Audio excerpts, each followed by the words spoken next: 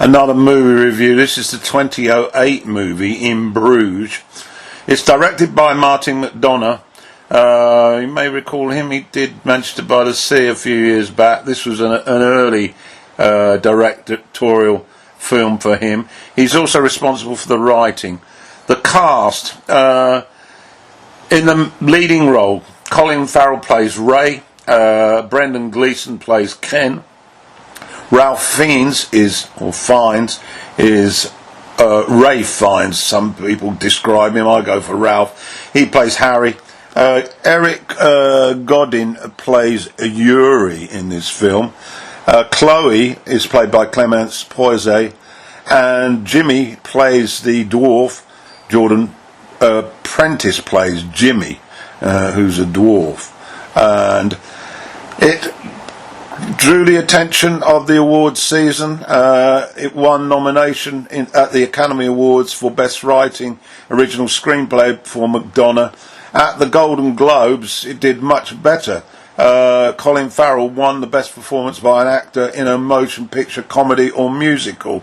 There were nominations for Best Motion Picture Comedy or Musical and Best Performance by an Actor.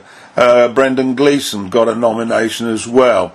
At the BAFTAs, it won the Best Screenplay Play Original Score for Martin McDonagh, nominations for the Best British Film, and nominations for Best Supporting Actor for Brendan Gleeson, and a Best Editing Award.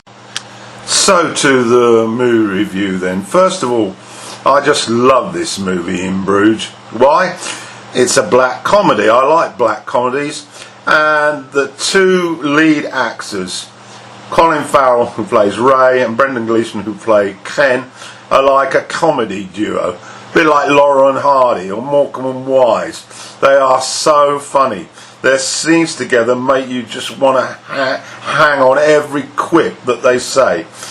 The basic plot then: Ray and Brendan have fled to Bruges after carrying out a hit on an influential person in the UK.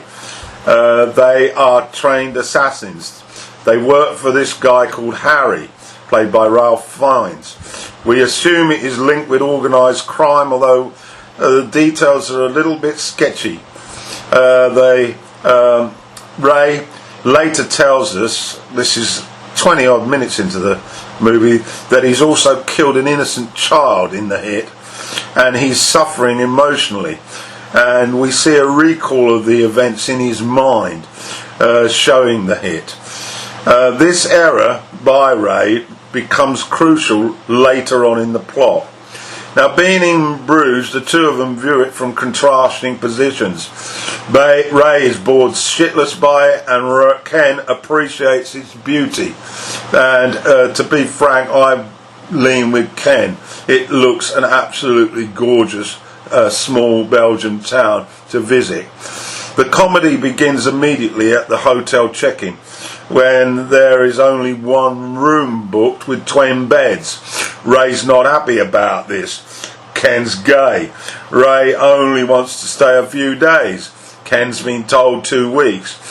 This humorous tale with different views lays out the foundations for the relationship between the two, and the constant comedy evolves from conversations. They are hitmen, they are quickly irritated, and they are also violent. However, they are friends. Now, Ray's boredom prompts him to meet a young girl, Chloe, who's working on a film set. We later, on a date, find out that she's also a cocaine dealer. Ray, on that date, over a drink, tells her that he kills people. She seems nonplussed by that, and it's almost as if he just works in a supermarket. We meet throughout the film an odd group of disruptive people. A midget or a dwarf on the film set, Jimmy, who's a real bundle of laughs, Chloe's alleged boyfriend, who gets in a scrap with Ray, and Yuri, a gum supplier. There's also a tremendous scene in a restaurant with Chloe and Ray when Chloe goes to the bathroom and a man on a adjoining table starts to complain about Chloe smoking, even though Ray says it's in a smoking area. This ends up inevitably with Ray showing his violent streak, and Chloe comes back and seems not too bothered about the violence that has happened very quickly in her absence. Another aspect of the film is the amazing cinematography that we see as we move around Bruges. The tourist attractions, religious artifacts and places of worship.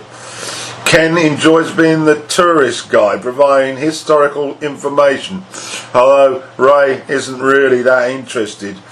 They are very much the odd couple.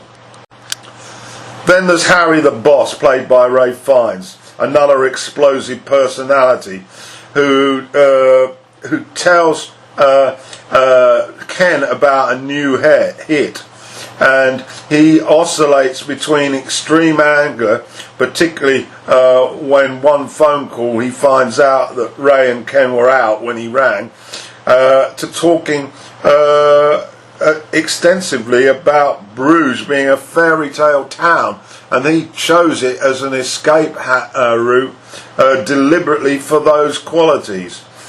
Farrell's character is intoxicating, and we see him when he finds some cocaine in Chloe's room, and he's quick to get high before meeting Ken, who's also decided to respond to bad news by binging on beer in a local pub.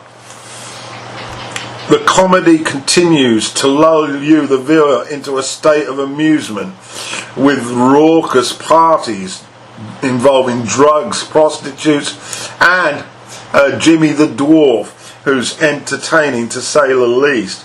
However, the tone changes drastically in the last third when there seems to be a problem with one of Harry's orders to Ken, who fails to carry out the instructions on the new hit, and the movie then moves towards a violent, trigger-happy crackdown in the central square in Bruges, which is in itself a bit of a stark and a shade amusing, as the director presents it's more like Tarantino style of directing extreme violence. I thoroughly enjoyed this movie. It's the second time I'd seen it, and I'm really pleased I did. A great movie, great acting, very funny. I suggest you go and see it.